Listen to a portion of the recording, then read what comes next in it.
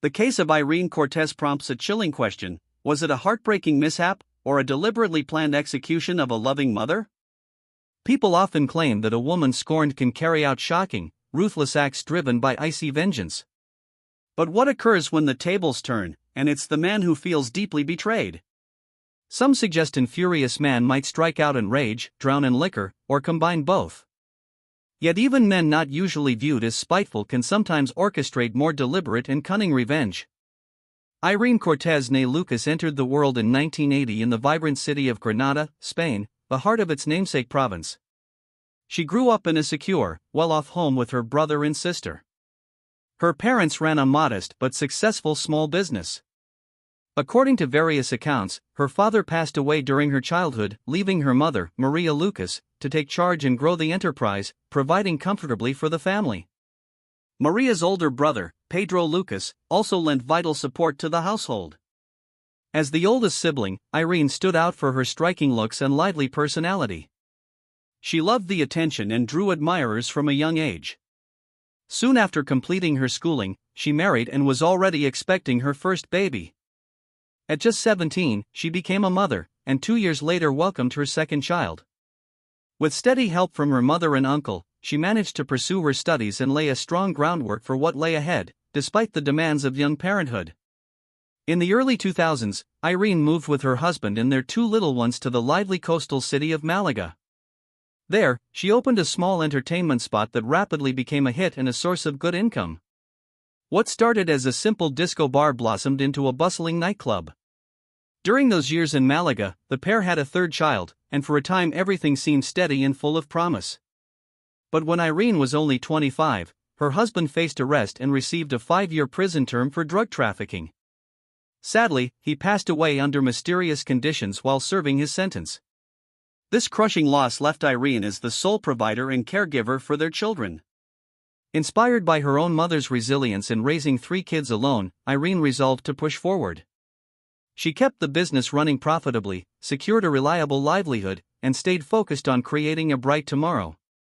Farid Henosaurus, originally hailing from Barranquilla, Colombia, was born in 1976. He came from a big family that faced constant financial hardship, as the youngest of several siblings. In the early 1990s, while Farid was still a teenager, his parents split up. By that point, his older brothers and sisters had left home, so he stayed behind with his mother.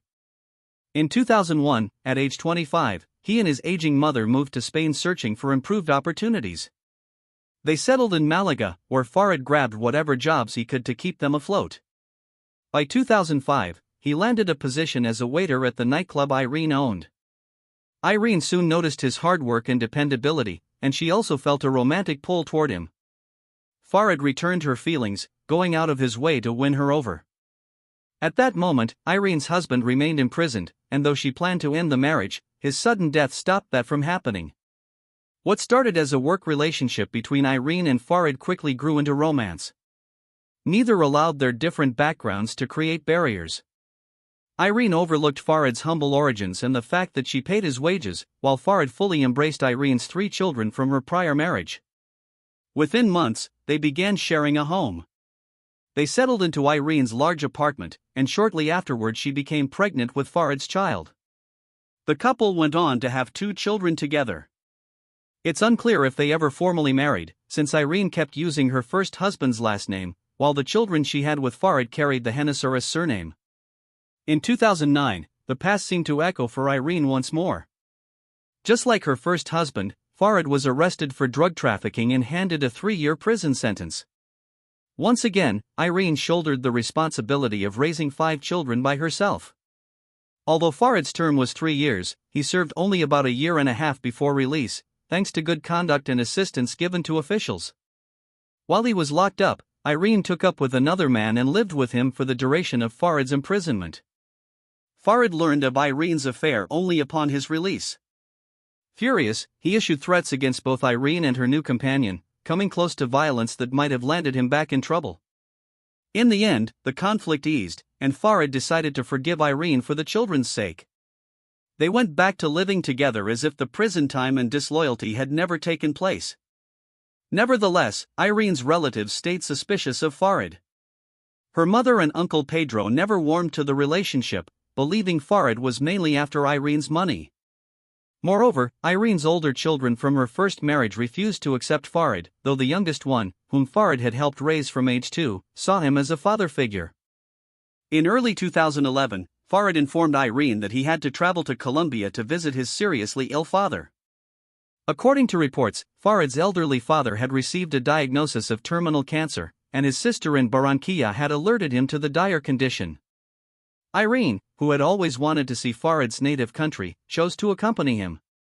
She looked forward to meeting Farid's father for the first time and experiencing the renowned Barranquilla Carnival, usually held in late February.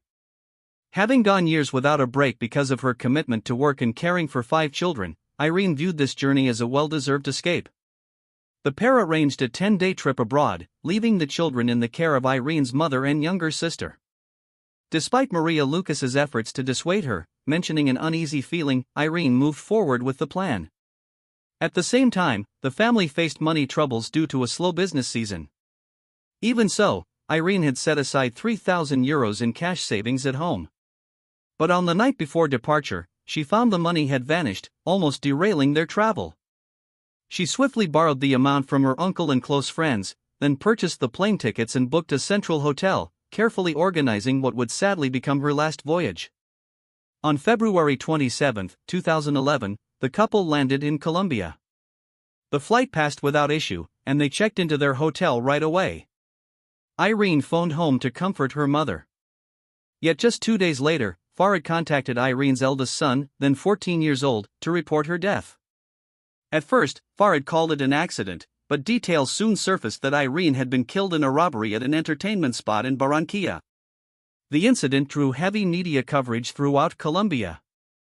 The reported version stated that Irene, a Spanish visitor, died at the hands of thieves who escaped, sparking a widespread police hunt in the city. Still, aspects of the robbery and killing sparked skepticism. The assailants showed little interest in stealing. Rather, they fired straight into Irene's heart before rushing off. Police and local reporters reached the location quickly. Though Farid had seen the shooting, in a television interview he seemed remarkably composed, far from the expected image of a grief-stricken husband. The Spanish embassy in Bogotá verified Irene's murder and noted that her body would return home once inquiries wrapped up. The precise sequence of events on the night of March 2 remains hazy and still under review. Meanwhile, officials pursued those behind the vicious act with determination. The investigation gained momentum after police examined security camera recordings from around the murder location. On March 1, Irene and Farid planned to reunite with Farid's brother, sister, and their partners. The 6 of them took part in the carnival celebrations, wandering the streets before, at Farid's urging, entering a nearby bar for food and fun. By 1 a.m., surveillance clearly captured only Irene, Farid, and his family members left at the establishment. Around 2 a.m., 2 young men, sitting separately, walked in. They ordered nothing and looked anxious, catching the bar manager's eye because of their odd demeanor. Their young age also led the manager to verify if they were old enough to be there. The pair refused to show ID, and when told to depart, one drew a firearm and pointed it at the manager. His partner brandished a knife but soon moved out of frame. The gunman pushed the manager away and went to Irene's table, announcing a holdup and demanding phones and money. His accomplice, knife in hand, came back, presumably to collect items, as the gunman held everyone at bay. Yet the gunman never advanced further. Facing Irene, he told Farid to step aside for a pat-down. As Irene reached toward her bag, the attacker abruptly swung his gun arm and pulled the trigger, striking her squarely in the chest. She fell to the ground while the attackers bolted without taking anything. Farid and his brother ran after them, his sister tried to stop Irene's bleeding, and his brother's wife summoned help. Regrettably, the perpetrators vanished too swiftly to be overtaken. The group returned to aid Irene, but she was already gone. Paramedics arrived swiftly, but Irene succumbed to her wounds en route to medical care, leaving behind a shattered family and a baffling mystery. After the holdup and killing, police threw every resource into action. With the city packed with carnival visitors, protecting the public ranked high. Officials offered a reward of 10 million pesos, roughly €3,500, for tips leading to the suspects. The first suspect, the shooter Brian Dario, was apprehended the following day and promptly identified his partner, Juan Carlos. 18-year-old Juan turned himself in, seeking a lighter outcome.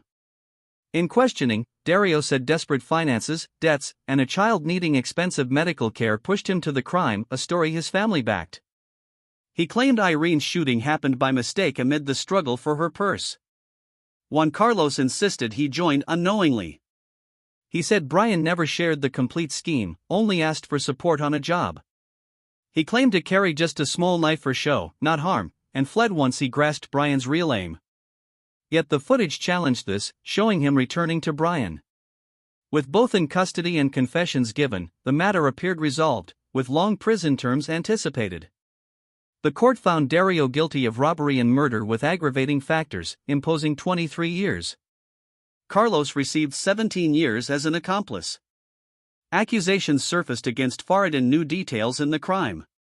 Right from the investigation's outset, Irene's family directly blamed Farid for masterminding the murder. Her mother and uncle employed a private investigator to run a separate probe, collecting further proof to make Farid answerable and demonstrate his role. A crucial element was the prior vanishing of €3,000 from Irene's residence. Maria Lucas maintained that only Farid knew its hiding spot and could remove it without suspicion. She had cautioned her daughter about this early on, though Irene dismissed the concern. Now Maria felt certain Farid used the taken cash to hire Dario to kill his wife. Another strong indicator was the invented tale of Farid's father's sickness. It turned out the older man never had cancer and enjoyed fairly good health for his years. Farid had fabricated the story as the chief reason for their travel to Colombia. Moreover, Farid proposed going to the doomed bar and pressed to linger well into the night after most others departed, leaving their party isolated in the place.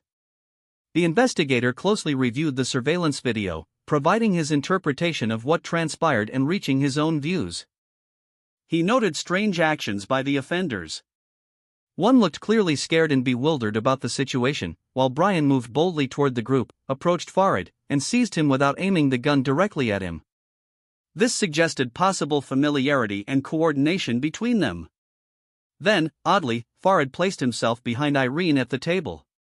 As Irene reached for her wallet in her bag, the gunman looked toward Farid, apparently awaiting a cue. Whether Farid actually signaled remains uncertain, since both he and Irene faced away from the lens. After the gunshot, Farid chased the shooter, but the expert suggested he might have intentionally let the man get away. This view remains open to debate, however, as Brian was armed, and Farid could plausibly have feared for his life. Doubts also emerged regarding Farid's conduct once Irene was pronounced dead. He readily spoke to journalists, freely recounting the incident's details. Still, he displayed little authentic sorrow or heartbreak. Another oddity was why, after the loss, Farid telephoned Irene's 14-year-old son instead of her mother, uncle, or any grown family member to break the news. Maria Lucas believed Farid aimed to deliberately wound the boy emotionally, as payback for the teenager's refusal to respect his stepfather role and for showing defiance. Irene's uncle, Pedro Lucas, became the initial relative to voice suspicions publicly and share results from his personal inquiries. He strongly held that Farid premeditated the entire trip, essentially laying a snare for Irene. The stolen money supposedly funded a paid killer, and after her passing, Farid intended to secure custody of the children and seize control of Irene's enterprise. Farid's mother rejected the claims against her son and spoke out in his defense. She asserted that Farid deeply loved Irene and her children and could never harm her. Yet she unintentionally disclosed a delicate point, noting that Irene should not have been disloyal to Farid, as such betrayal severely injured his pride. Additionally, a disturbing revelation surfaced: Farid reportedly departed Spain with forged papers because he was barred from international travel due to recent parole conditions.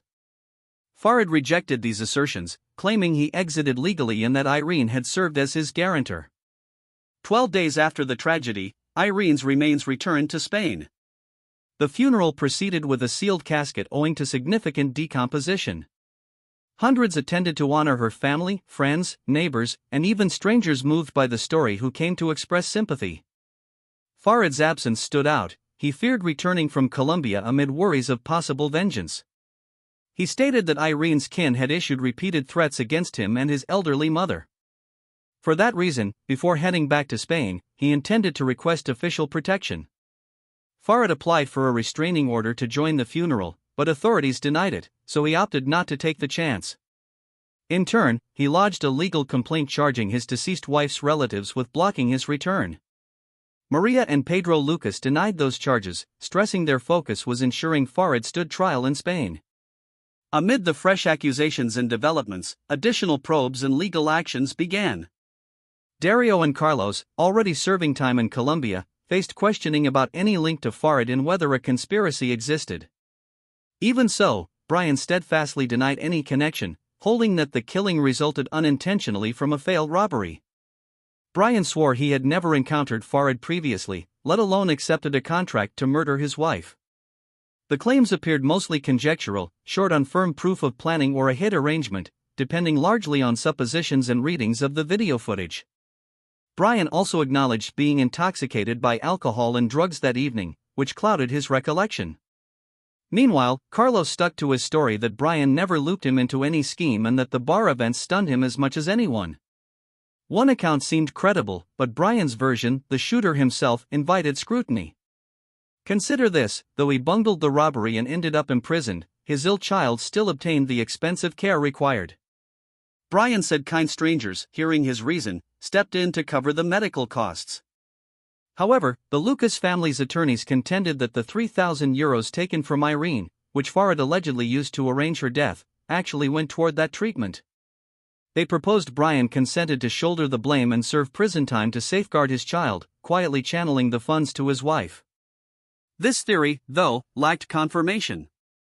Farid eventually chose to return to Spain only after obtaining a court assurance of his safety. Several months had elapsed since the tragedy, and public attention had faded. Upon arrival, Farid said he carried proof affirming his innocence in his wife's killing. He explained that his chief motive for returning was to look after the children he shared with Irene, who had stayed with her relatives while he was away. 6 months on, Farid gave a significant interview, disclosing that he had lost almost everything. He had no job, his passport was cancelled barring him from travel, and worse, his friends had turned away. On top of that, Irene's mother and uncle prevented him from visiting his children. Farid often battled Maria and Pedro Lucas in court, charging them with threats, while they worked to establish his involvement in Irene's murder. Yet neither side managed to produce strong evidence backing their positions. Ultimately, the children remained with their grandmother and uncle, and the widower received no share of his late wife's property. If you found this case intriguing, don't forget to like the video and subscribe to the Hidden Cases files. We upload true crime stories every night. Until next time, stay alert, stay aware.